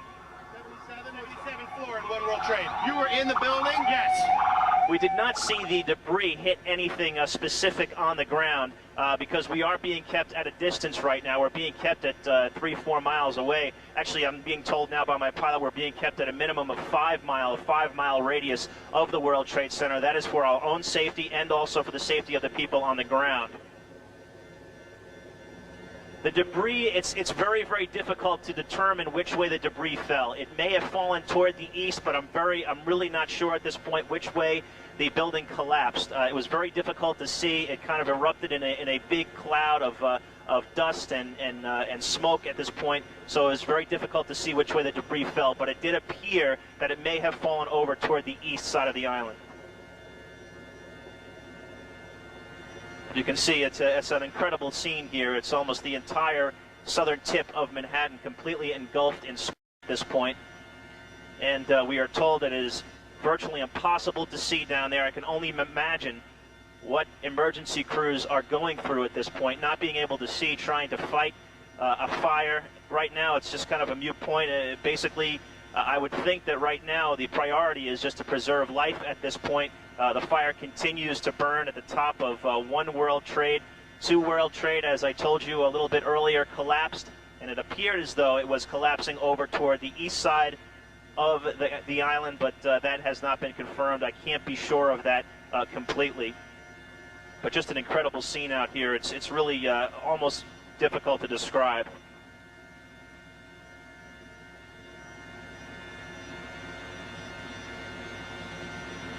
Again, the words of Kai Simonson, who is up in the air in Chapter 5. He was up in the air with his camera focused on the building when the second plane rammed into the World Trade Center. And it must have been quite a sight for him and quite an experience. So Jim, I'm told Mario Boscas, excuse me, Rosanna, but I'm told Mario Boscas is on the phone from Beth Israel Hospital. Mario? Hello, Jim. I'm at Beth Israel Medical Center, as you said, in downtown Manhattan. On the east side, along with Bellevue Medical Center, has become a staging area to receive the injured, the victims from, of course, the World Trade Center situation, the tragedy that took place there. We are seeing many ambulances pulling up with people coming on wheelchairs and stretchers, bandaged about the head and arms and legs. They don't appear at this point to be major injuries, but they appear to be stunned as they're taken out of the hospital, out of the ambulance into the hospital. We understand Bellevue at this point is also receiving people, doing triage there as well. Again, Beth Israel and Bellevue taking in victims apparently from the World Trade Center.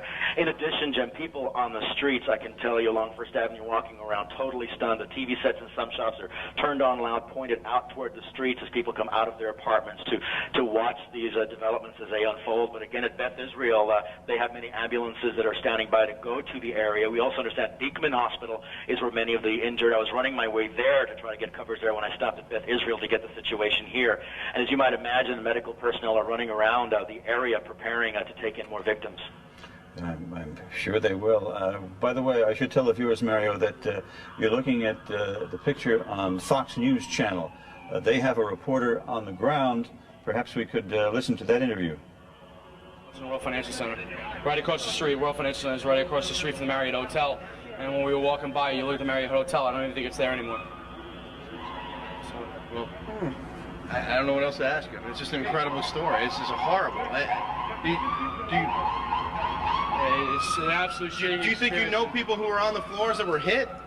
You just pray when they evacuated people. Unfortunately, they evacuated people both sides of the World Financial Center.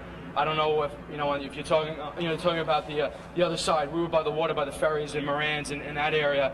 You just hope the people on the other side, they've actually evacuated them out, and that's the fear, I guess, with this building here. You just see the fire, like 20 stories. You're worried about the building giving out, and it did. How far away from the building were you when it collapsed? I was right by where the people get on for the ferry, right next to Moran's, to the right of Moran's. So 10 blocks, 20 blocks? 10 blocks away, and then there was a decent crowd, and that's when everyone just dispersed. Thanks for talking to us. Thank you. I appreciate it. What's your name? All right, Rick Leventhal. Where are you from? With Fox News Channel. As Rick Leventhal continues to report from the streets of Manhattan, as this devastation occurs and continues to unfold, and you can see on the right-hand side of your screen, there is only one. Can they hear? So there you're listening to the Fox News Channel, their coverage of the catastrophe. But I must say, and I hate to say this, but we had eyewitness reports earlier on that the World Trade Center being 110 stories high, there were people who were falling from the windows and who were jumping. Let's listen to this interview from Rick Leventhal. I thought the building was going to topple over. It was going so. Well, one of them did. One of them did. We were in Tower 1. We made it out. Well, you're a lucky man. Thank you very much. Okay, thanks. All right, take care. Clearly, this is a nationwide catastrophe, but folks... Rick Leventhal talking to several eyewitnesses down there. That looks like another gentleman. Call your loved ones. If you have any other way, perhaps email. If you have any other way of contacting. We're not listening to the interview on Fox News Channel, so we'll come back. James, can I just step in 1 second? We do have reports that the State Department has been hit. So virtually every important office building in Washington State, Treasury, too late for the Pentagon because the attack has already hit there, but that is being evacuated as well. And we should mention that the New York City Fire Department is appealing to anyone who's off duty or on vacation. Please, if you're a fire person, please report to work immediately. They need your help. Obviously, after we saw the planes hit the building, we kind of thought everything was over. It's not over. The one tower has collapsed. People on the ground are getting hurt, if not killed. The story just seems not to be anywhere near ending. Well, listen to this. Flying out of the sky and you can't do nothing about it. You tell me. You tell me what you think.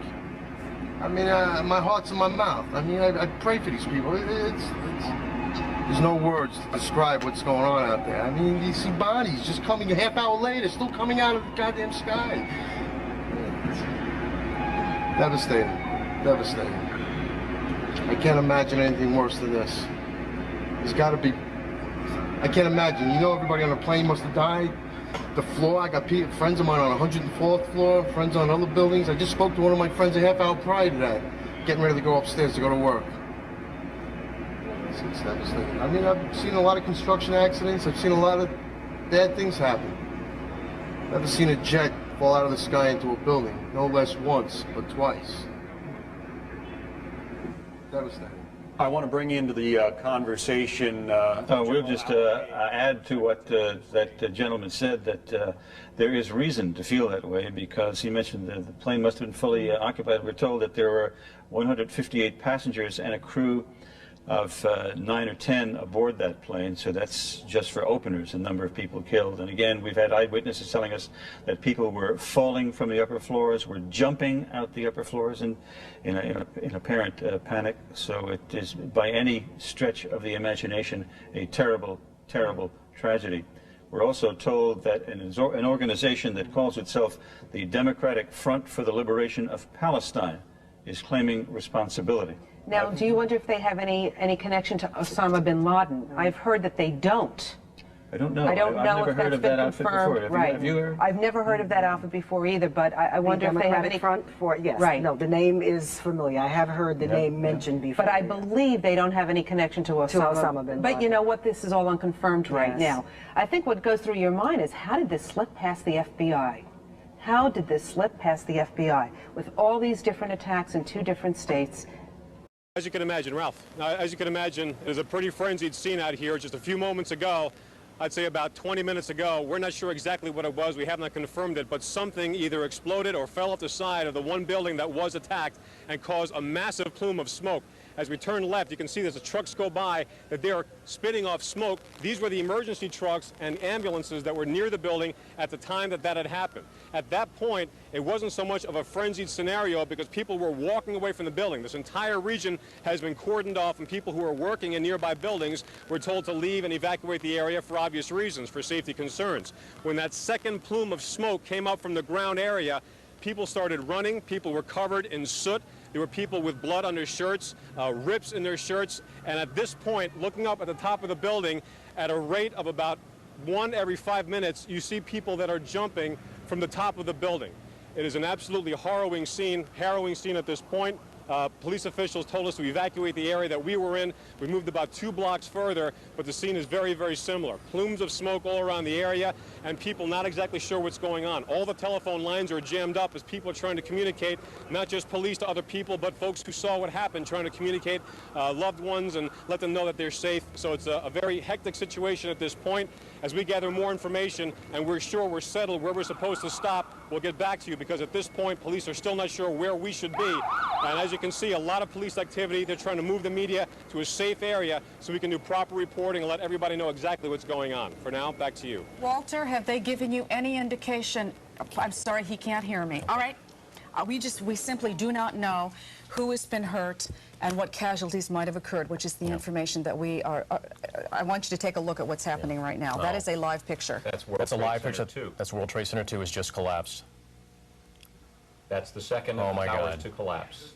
We are now looking at goodness, the look at collapse the of the second of the World Trade Towers. World Trade Center towers. Again, this is something that we never dreamed we would witness in our lifetime. Let us tell you that to come into the city right now, evacuated everybody out of that area because the bridges, the tunnels shut down, subway lines, trains pretty much closed. The New York Stock Exchange. Just a moment ago, the entire top of the building collapsed. You can see a massive plume of smoke. People are running away from the area. There are firefighters and there are police trying to evacuate the area as quickly as possible. People who are near the area are in an absolute frenzied situation. The entire top of the building just collapsed. You can see the plume of smoke is coming in our direction. Let's get out of here, Ralph. We're going to leave because the smoke is coming right at us. Obviously, this is a devastating They're moment gone. in our history. They're gone. The World Trade Center is no more. The world forever erased from our memory.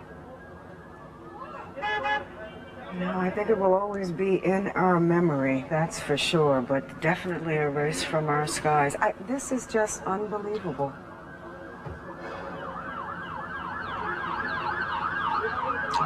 A live picture from Chopper 5 showing the collapse of the World Trade Center.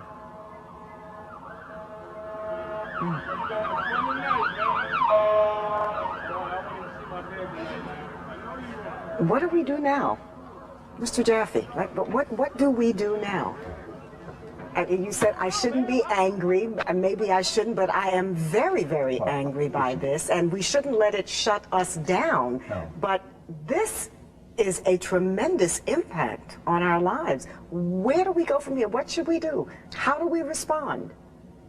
I think we take a very deliberate course of action, which may take a week, a month, a year, where we start to put ourselves on track to understand that we are the target in a war and we have to fight it, which means we have to make sacrifices to protect ourselves while we go on.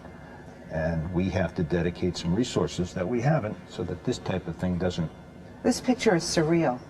It almost looks like we're frozen in time. This is what we have dreaded forever.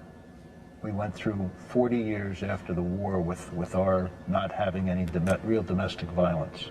And now it's caught us. And now we have to put ourselves in a position. And I understand, Mr. Jaffe, that this tragedy has not ended yet, because the Capitol Police in Washington are now reporting that a plane has been hijacked, and they fear it is heading toward the Capitol building in Washington, which, as we have reported, has been evacuated, but yet another clear symbol of our country and our government and our way of life. You also have to wonder all the police personnel and fire department who were called to Lower Manhattan to help the people in the Trade Center. Let's hope they're okay now, too, with this collapse of the tower. Yes, indeed. There were, I'm sure, plenty of rescue workers who were in and around that building. And with that collapse, I'm sure... What about the command center? More command devastation. center. The command center is, I think, in Tower 5 of the World Trade Center. And there's no way of telling whether that's intact. One would suspect that looking at that picture there, that live picture, that the command center is not in very good shape either. And you have to wonder just how far this reached. I mean, you're talking about Wall Street is nearby, you know, a place that the world looks to. The gentleman who said that the Marriott didn't appear to be there. History, yeah. Well, his vantage point was around by the financial center there, which is ironically built on the. They're talking to me in my ear. All right, this is we have tape. I understand a few minutes ago. This is the collapse as viewed from the ground.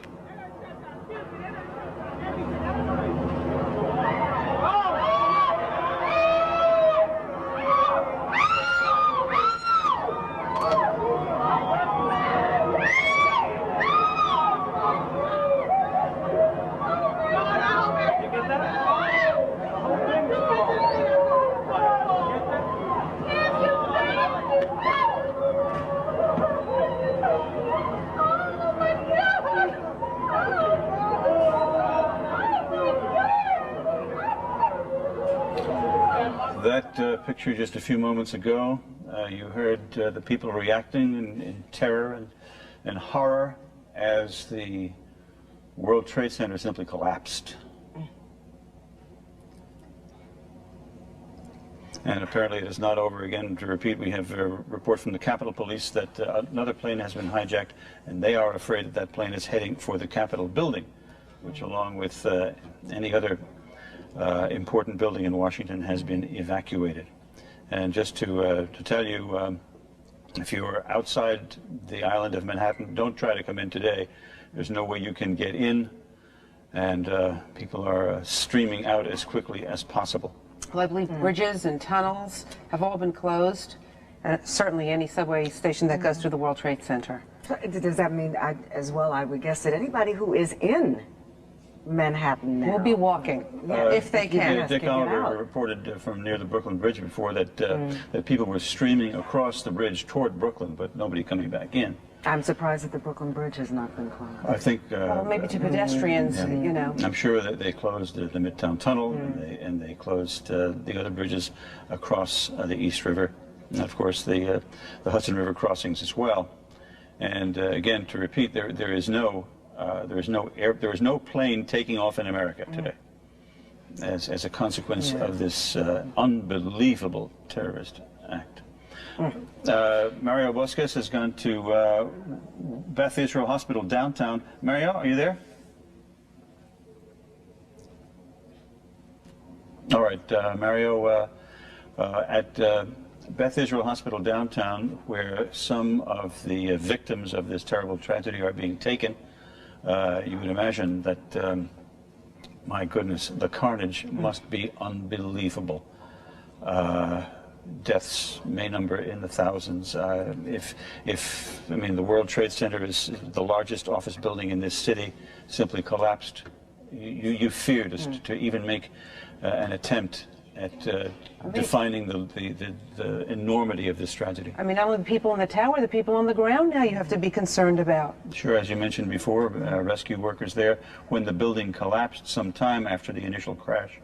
And I know my husband, who was like a few blocks away from there, was told around 9:15 to evacuate. I hope he got the heck out of there and came home on his way home. Rosanna, your colleague in the evening, John Roldan, is down in the newsroom right now talking about what's happening in Washington. John? Yes, good afternoon, Jim. I'm trying to drink all of this in as you are. The enormity of this, of course, is beyond anybody in this business in this entire city. We've never in our lives seen anything even remotely approaching this. The latest information we have out of Washington from the State Department is that is being evacuated, the White House being evacuated. The Pentagon, of course, has already been attacked, as you've already been reporting. And there is word now that there is... That was George W. Bush about an hour ago speaking from Longboat Key, Florida. He is en route to Washington, D.C. We're looking at some pictures on the ground, or we were, of apparently some of the victims. He is on the ground. Quite extraordinary. These are the emergency workers who are coming back. It was just about 10 minutes ago that we described to you the possibility of that North Tower collapsing. About 5 minutes after we went off the air, it did collapse. Once again, we have no idea at this point the loss of life. I can only tell you there were hundreds of emergency workers down there, about 5 or 6 blocks. It took probably about, I would say, no more than 50 or 60 seconds for that dust cloud, dust and smoke, to literally make it the 5 or 6 blocks up here and begin to envelop us, at which point we started to move out of the way. There were literally dozens and dozens of firemen who were trying to run past us. In fact, our cameraman even put one of the captains in his car and drove him down to a command post. The people who you see here are pretty much all emergency workers. Many of them that I have seen in the last 2 to 3 minutes, quite frankly, are coming out of here. And remember this, these are professionals. They're coming out of there looking literally stunned, in shock, many of them, struggling for breath, obviously in serious distress. Breathing problems are the biggest problem for those who manage to make it safely out of that area down below us. You can't see much more than a block south of me right now, and the World Trade Center probably stands about 10 blocks south of where I am at this moment. And as you can see now, the dust is beginning to pick up here. It really depends on which way the wind blows as to whether or not we get heavy dust or not. But at this point, I can tell you that in the first few minutes, emergency workers were trying just basically to get out of there, to survive. You could see that written in their faces. The situation was so desperate, they just wanted to get out of there. Now, many of them are beginning to regroup. A couple of them asked me where their commander might be.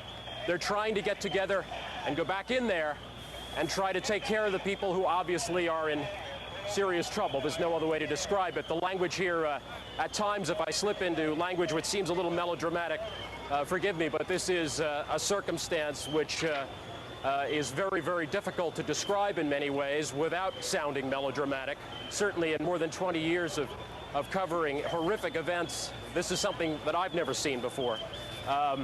As we say, the emergency workers now beginning to try to gather themselves. Over there you can see a police emergency service unit. They're trying basically now to reestablish some kind of a safe perimeter. And many of the emergency workers basically just happy to be alive. Certainly that picture tells it all. Many of them just happy to be alive at this point, having survived what is an extraordinary event, the collapse of 2 towers. As we said earlier in our report, 110 stories each. I will tell you that what fell, what I saw fall, had to be at least 40, 50 stories of that building at first. The skeleton was left at about, I would say, the 50 or 60th floor after the shell, after the structure of the building fell down. The skeleton, the steel skeleton, was literally sheaved off, and it took probably about another 30 seconds before the skeleton collapsed into the street. That was the last we saw of the World Trade Center. and that was maybe 10 minutes ago when that final skeleton, the metal skeleton, steel skeleton, collapsed into the street. That was NBC's Pat Dawson again. He's standing about 10 blocks from where the World Trade Center towers used to stand. You're looking at the collapse of one of those towers right now. We now have an AP News alert out of Pittsburgh. Officials at Somerset County Airport are confirming the crash of a large plane just north of the airport. That's about 80 miles southeast of Pittsburgh. Again, officials at Somerset County Airport confirmed the crash of a large plane north of that airport, which is located about 80 miles to the southeast of the city of Pittsburgh. We do not know whether that crash of that plane is related to what has become an obvious terrorist attack both here in New York City and in Washington, D.C. at the Pentagon. Matt, we just got a late word that State Department security officials are denying those reports of a car bomb at the State Department. Betsy Stewart is at the C Street entrance and also says there's no sign of a car bomb. Betsy Stewart is one of our producers who's very familiar with the State Department. The building has been evacuated. Top officials are still believed to be in the operations center, however. Those are highly secured areas in terms of penetration physically and otherwise. Colin Powell, as Andrea reported earlier, was headed for Lima, Peru, but he's done a U-turn and he's coming back. The president is on his way back. He'll have a National Security Council meeting, we think probably at around 11:30 or perhaps around noon. That is likely to take place either at Andrews Air Force Base or in some more secure location. The White House has been evacuated, especially with this report of another plane going down, this time in the Pittsburgh area. There were planes in the air when the order went out that there would be no more takeoffs, so we don't know how much more damage these terrorists had in mind. Let's go to Bob Hager, who is, of course, NBC's aviation expert. Bob, what kind of information are you getting from your sources? Not a lot, Katie, from the FAA. For instance, they are not talking about any possible hijacks. And normally they can tell when there's a hijack in progress because the pilot, the original pilot of the plane, has various buttons that he can push that set off a code and tell them that there were hijacks. But maybe as a matter of security, they're not saying anything about that. They did stop all takeoffs in the U.S. at 9:25 this morning, and then for pilots that were in the air, the question came up what to do about them, and they were given some discretion to continue on to their destination, so long as it was not the New York or Washington area, or divert to an airport if that's what they wanted to do. I saw the blast at the Pentagon, not the blast take place, but moments after it. I'd been at National Airport trying to get up to New York, and you could see that smoke billowing out of the Pentagon. I can give you a little description of what it's like on the streets of Washington, because it was quite crowded trying to work my way back here to NBC. They have now given not only the White House and those key buildings like the U.S. Capitol, but at this point they've given all federal employees the word to leave their offices and get home. Right. So there are traffic jams in Washington. Okay, Bob, I'm sure you're going to get more information for us momentarily, but first we want to go to Jim Miklaszewski at the Pentagon, who has some more information. Mick? Katie, they're still clearing people away from the Pentagon. Still, security forces believe that there may be another incoming plane headed in the Washington region. But there was a very telling, dramatic moment just a second ago when a U.S. Air Force F-16 flew very low level, did a wide sweeping turn around the Pentagon and back over Washington. And as one Air Force officer standing near me said, "My God, they're now flying air cover over Washington." A very dramatic moment, a milestone in what Tom has already described as a declaration of war, terrorist war against the U.S. Let's go back and show you the pictures of Lower Manhattan, where the situation only gets worse, not better. That is the financial district of the world. It's also a residential area and a great commercial area. Both Twin Trade Tower buildings now have collapsed onto the ground. There is an untold loss of life. The ripple effect goes on with all the smoke and dust that is spread out across that very densely populated area. It goes down below ground as well as in the high-rise buildings there. There are many residential structures in that area as well. Some heroic rescue workers were down there trying to get people out of the building when the first building came down, and then the second building did as well. Without any sound, and looking at this, there is a kind of a surreal quality. But that is the epicenter of a great, great national tragedy and a great loss of life. No question about it this morning. We're talking about people who were hurt, perhaps killed in this blast. Many of them have been brought to area hospitals, including St. Vincent's Hospital. Bob Bazell is there. Bob, what's the latest? Well, Katie, ambulances continue to stream in. Several New York City streets have been closed. Major avenues have been closed off so that ambulances can continue to come in. In addition, the New York City subway system has now been closed down, and several buildings that were not involved in the World Trade Center area have been shut down, and people have been told to go home, but a lot of them are just wandering aimlessly on the street, many people openly weeping and hugging each other. This is clearly is a time that, as Tom described, is very close to the beginning of a war, and but the casualties do keep coming in, burns, smoke inhalation, very severe, and again, all the medical people that I've talked to say this is just the tip of the iceberg. We expect casualties to be coming in all through the night and way into tomorrow and beyond. Bob, if you could just stand by for a moment, because we have this report from AP that I'm just simply going to read. A large plane crashed Tuesday morning just north of the Somerset County Airport, about 80 miles southeast of Pittsburgh. Airport officials said the plane, believed to be a Boeing 767, crashed around 10 a.m. about 8 miles east of Jennerstown, according to County 911 dispatchers, WPXI-TV reported.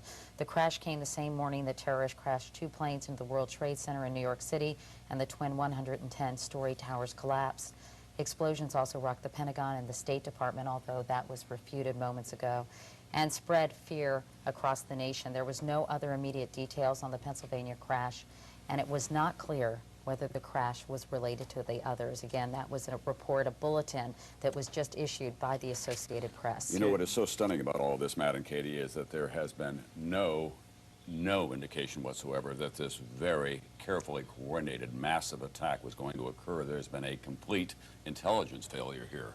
And there will be, obviously, down the road, a price to pay for that. Well, that's actually not all that surprising, Tom, because we've often talked in the past following every terrorist event about how vulnerable the United States is, and many terrorist experts say how unprepared they are. And the question, of course, is, can you ever prepare for an attack like this? Well, that's true, but we also have people out there who are in listening posts, and we've penetrated these kinds of organizations, but to have this kind of an attack, this sophisticated, this efficient, striking at the heart of the nation's capital, striking at the heart of New York City, now, and if this is true that this plane went down as a result of this attack, we don't know whether it's the end of it. Right. This is a massively well-coordinated attack of some kind that is nothing short but of a declaration of war on this country. And terrorist experts are now saying, and intelligence experts are now saying, that there are very short or very few number of terrorist groups that are capable of this kind of planning, and a couple of names come to mind, and I'm not going to throw them out now because we certainly don't have any reports. Before I go to Jamie Gangel, I just want to say that some of the descriptions coming from eyewitnesses in Lower Manhattan of these explosions occurring are chilling. One man talked about getting off a PATH train, that's a subway train, here in Lower Manhattan, and looking up at the building after the first explosion and seeing people jump out of the windows. We have no idea how high up, but hearing people on the ground scream each time another person jumped out of a window attempting to get to safety. And then when the second explosion occurred, he felt the heat of the explosion on the back of his neck. Jamie Gangel is our national correspondent. She's joining us now on the phone. Jamie? Matt, you know, speaking of those intelligence officials that you were just mentioning, now finally we can no longer reach on the phone anyone at the CIA. Apparently the CIA has been evacuated. We know the National Security Agency, which is the electronic eavesdropping agency, which is south of Baltimore near Fort Meade, Maryland, that they have been shut down. What we're hearing from both places is that all non-essential personnel have been told to leave. And I can only imagine that probably they are trying to move some of their operations out